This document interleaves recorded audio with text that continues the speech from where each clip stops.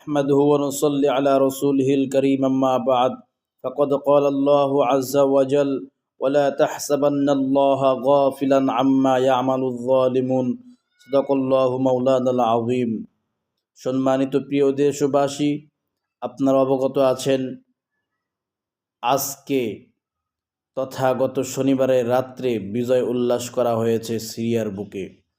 এই বিজয় সমস্ত মুসলিম উম্মার বিজয়, এই বিজয় সমস্ত পৃথিবীর মুসলমানদের বিজয়।